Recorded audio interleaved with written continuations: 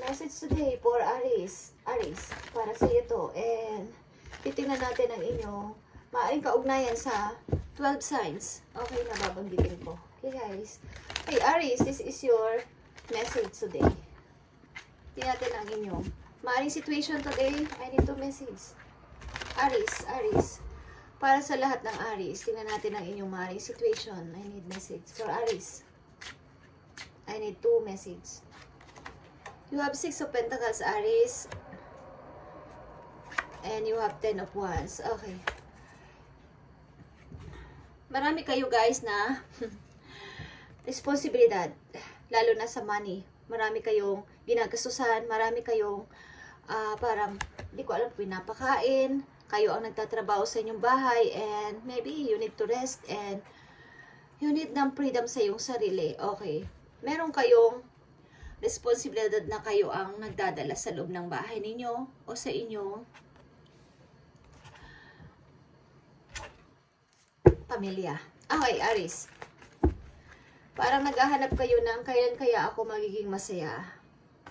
Ilan sa inyo is martyr, guys? Martyr.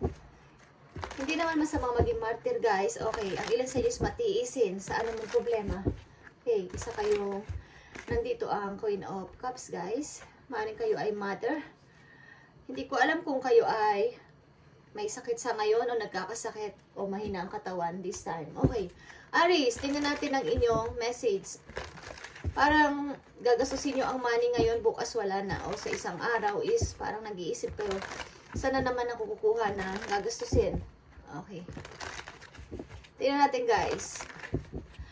Kung kayo dealing sa Aries, kapwa ninyo Aries. Okay. Kapwa ninyo Aries, ano ang message sa inyo? Kung kayo ay dealing sa kapwa ninyo Aries, ano ang maaaring kaugnayan nyo sa Aries? Justice is here. Okay. Maaring, ang Aries is, kapag na-dealing kayo sa Aries o dealing kayo sa Aries, is pantay. Pantay lang ang pagtingin sa inyo. Pantay lang ang mga decision na gagawin ninyong dalawa at maaaring compatible kayo nito. Okay, maaaring kayo ay meron ding pinag-uusapan ni Aries sa korte. Okay, tingnan natin guys. Justice. Kung kayo dealing sa Aries, kapwa ninyo Aries, I hide behind material things. Okay, maaaring may nangyari dito kung dealing kayo sa kapwa ninyo Aries. Merong dayaan. Okay, merong hindi sinasabi sa yung tao na to. O meron kayong sikreto sa bawat isa at hindi fair ang naging desisyon nyo sa bawat isa. Okay. Kung kayo dealing sa Taurus, Aries, ano ang message para sa inyo? Kung kayo dealing sa Taurus, the Fool is here. Okay. Kung dealing kayo sa Taurus, guys, ang tao na to is kalmado lang. Okay. Kalmado lang ang kanyang maaaring karakter, okay? At maaaring may kaibigan kayong Taurus at lagi kayong pinapaalalahanan or lagi nyo siyang pinapaalalahanan, vice versa. Maaaring kayo ay laging nakabantay ang tao na to o laging nagbabantay kayo sa kanya, okay? Maaaring careless ng ilan sa inyo ang kadiling yung Taurus, okay? Tingnan natin guys, kung dealing kayo sa Taurus, the Fool is here para sa Taurus. I can't stop thinking about you, Aries. Okay. Maaaring ang tao na to is gustong-gusto ka nang makita o napagkat hindi siya napagkakatulog kapag lagi kanyang naiisip. Okay, hindi siya matigil sa pag-iisip about sa iyo, Aries. Okay. Maaaring gusto niya mag-start ng buhay ng pasimula para kasama ka. Okay. At maaaring ang tao na to is hindi niya mapigilan ang pag-iisip about you kung kailan kayo magta-travel o kailan kayo magkikita. Okay. Kung dealing kayo sa Gemini, ito ang inyong message, Aries. Kung dealing kayo sa Gemini. Kung dealing kayo sa Gemini, ito ang inyong message. Okay. 8 of Pentacles is here. Maaaring kung dealing kayo sa Gemini is magkalayo kayo ng person na to o ang tao na to is walang ka-time-time sa'yo. Panilang ang trabaho ng person na to. Maybe at malayo sa inyo, malayo sa family niya at malayo rin sa'yo. Maybe ang tao na to is matagal bago umuwi ng bahay o nagtatagal siya sa trabaho. Maaaring siya ay nakafocus o ang attention niya ay nasa trabaho lang. Okay, tingnan natin guys. Kung dealing kayo sa Gemini, I I want you. Okay. Maaaring gusto niya ng magandang kinabukasan kasama ka, kaya nagpipursige siya magtrabaho at makapag-ipon ng money because kailangan ka talaga niya at gustong-gusto ka talaga niya. Okay? Aries, kung dealing kayo sa Leo, ito ang inyong message. Maaaring may gusto siya lang ibigay sa'yo. Gusto niya maibigay ang lahat sa'yo, kaya nagtatrabaho siya ng maayos para makapag-ipon. Okay, kung dealing kayo sa Leo, ito ang inyong message. The Chariot, okay. Something guys, kung dealing kayo sa Leo is, maaaring ang tao na to is, pinamimili kayo, okay? Or, nandyan na, hindi naman kayo makapag-decide kung nandyan na ang Leo sa inyong harapan o nagpaparamdam na is, maaaring kayo inaaya na magsama o magpalit kayo ng lugar. Kasama siya, okay guys. Maaaring ang tao na to magpapachange ng yung buhay. Okay, Aries, kung dealing kayo sa Leo, tingnan natin ang message for you. Ito ang Chariot. Ito ang tao magpapachange ng inyong buhay o magpapabago ng inyong buhay. Maaaring may option siyang sinasabi sa'yo. Okay. I couldn't let you go. I couldn't let you get close to me, Aries. Okay.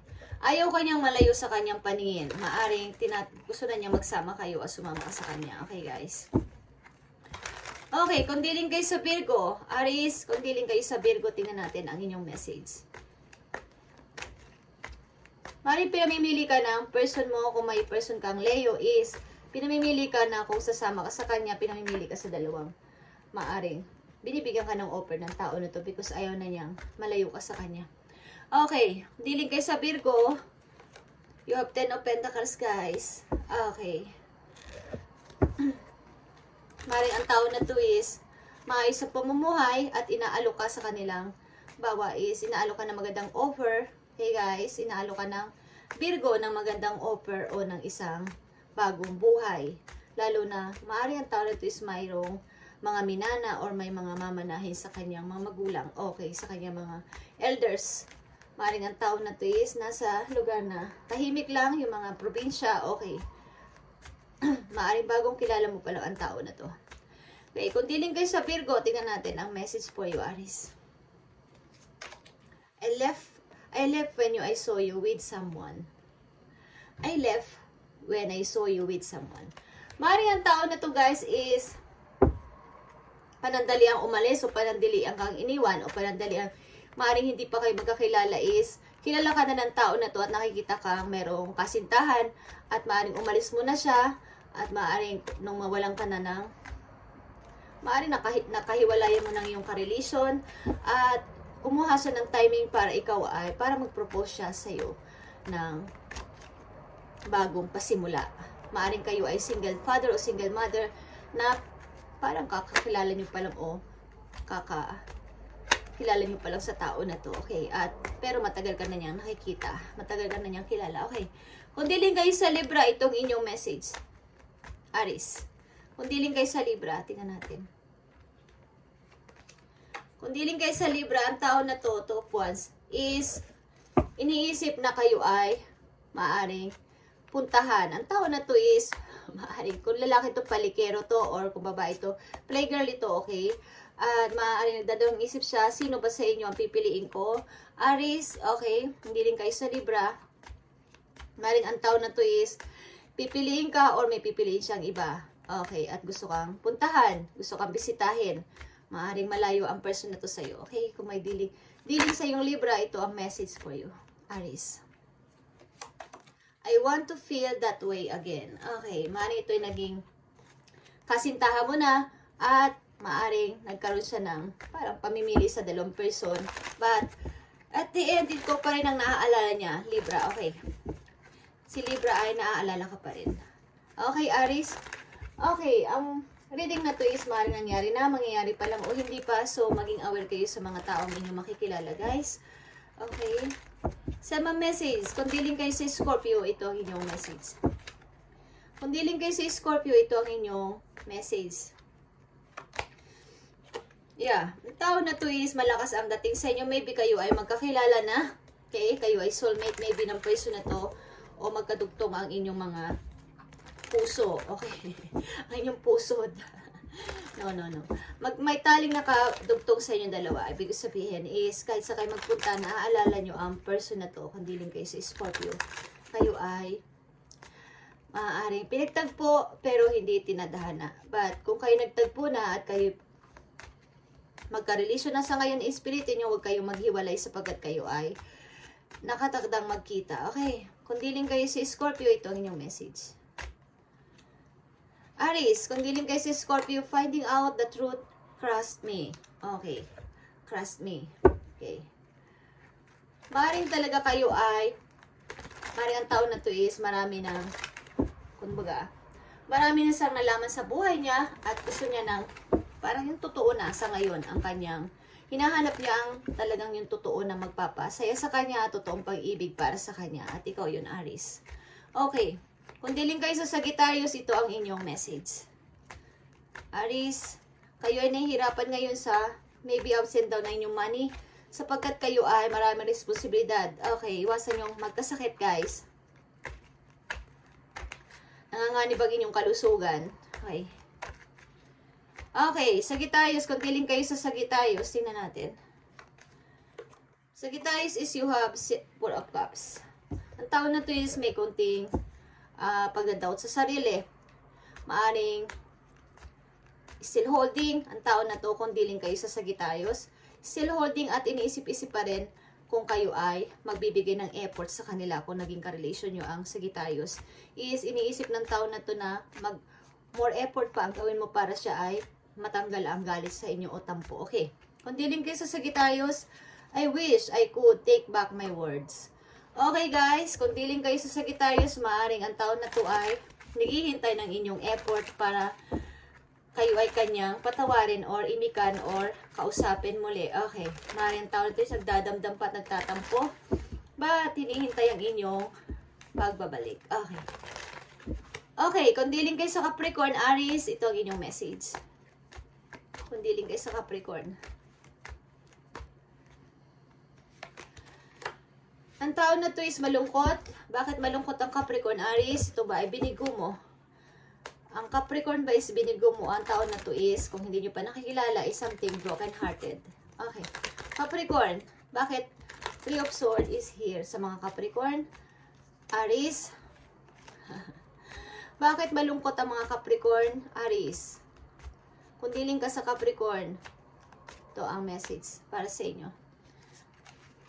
You speak to me through music. Okay. Maaaring ang taon na to, kung nakarelasyon mo na Aries is naalala ka sa pamamagitan ng isang kanta o pagkikinig niya ng music is nararamdaman niya na kinakausap mo siya sa pamamagitan ng mga lyrics na kanyang naririnig at siya ay nakakaramdam ng kalungkutan. Okay, Aries, nakakaramdam ng kalungkutan si Capricorn sapagkat naririnig niya maybe ang inyong favorite song o ang inyong theme song. Okay.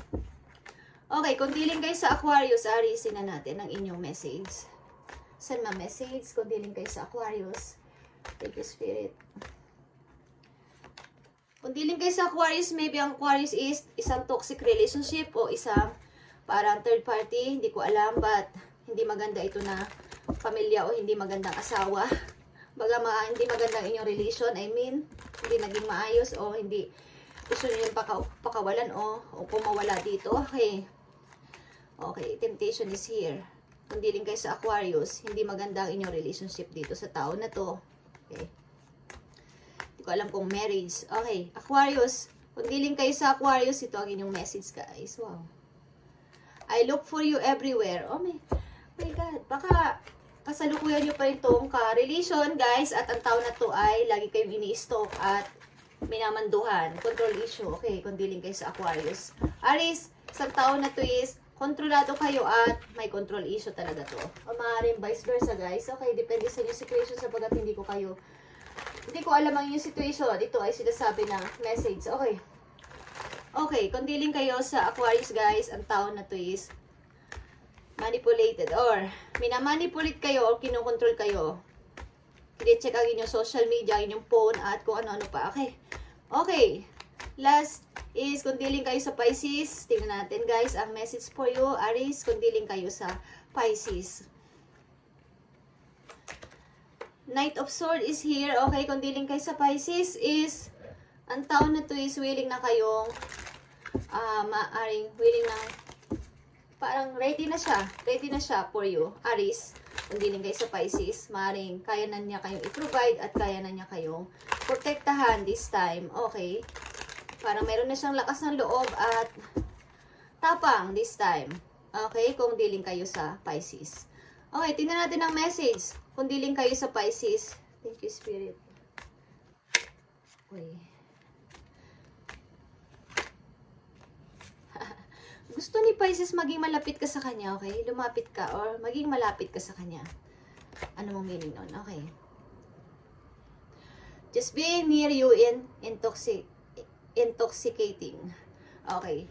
Maybe, kung kayo nagkaroon ng relation ni Pisces is kapag malayo siya sa'yo, pag nasa malapit siya sa'yo is nagkakaroon ng parang mga toxic o yung mga hindi na magagandang pagkakaroon ninyo ng mga pagsasalitaan, okay? Karakter ng bawat isa, hindi nagugustuhan ng bawat isa. So siguro, nung malayo na kayo sa isa't isa is na feel niya o naramdaman niya na kayo ay namimiss ang tao na to. Okay.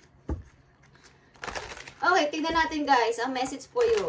Kung sino man ang relate sa inyo dito na sign or hindi pa to nangyayari is maging aware kayo sa inyong magiging mga makikilala. Everyday, okay. Tingnan natin guys, ang message for you. Kung sino man kayo, okay? Aries, kung sino man dito ang inyong nare-relate sa inyong buhay at maaaring nagtapos man yan o hindi pa nangyari is maaari itong mangyari sa inyo, okay? Tingnan natin. Message mo sa mga Aries at sa kanilang partner o magiging partner. Message mo sa mga Aries. Alin man dito sa mga nabanggit ko na 12 signs. Okay, guys. Message mo sa mga Aries. Thank you. Cupid. Okay, guys. Cupid is here. Love is in the air, Aries, when Cupid's around. Yeah, guys. May nagpapahiwatig o magpapahiwatig ng bagong pag-ibig sa inyo.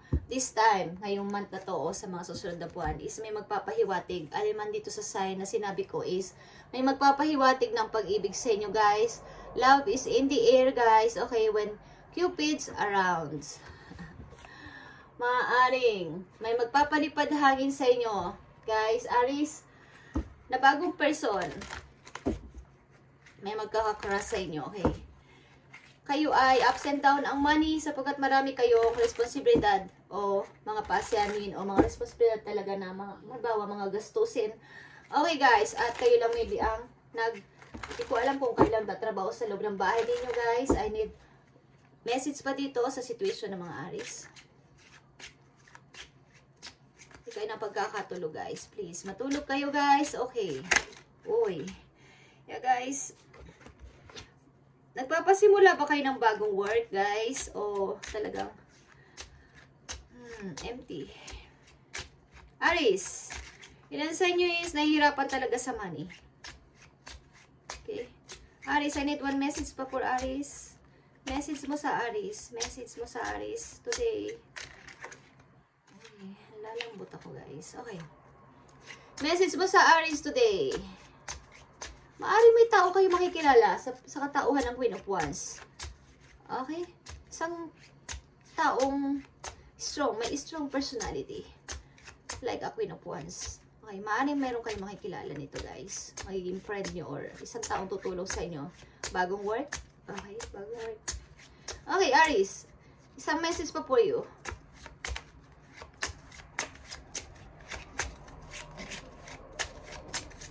Parang hirap ng situation nyo guys. Oh, page of wands. Aries.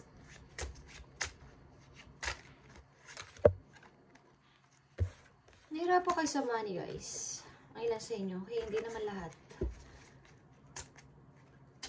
Isang message pa. I need message for Aries. 3 of Pentacles. May makilala kayo ditong Ace of Wands. May mga kilala kayo dito ang bagong person, maaari tutulong sa inyo sa bagong work na inyong hinahanap. Kung naghahanap kayo ng bagong work, guys, isang person na may strong personality sa katauhan ng Queen of Wands. Okay. Okay, guys. Thank you and God bless sa inyo lahat, guys. Aries, at ito inyong reading kung may kaugnayan kayo sa 12 signs. Okay. At may magpapalipad hangin sa inyo kung kayo ay single pa o umiibig o iibig pa. Okay. May taong gusto kayo makilala. At ito ay magpapapansin sa inyo. Okay. One of these days. Thank you, guys, and God bless.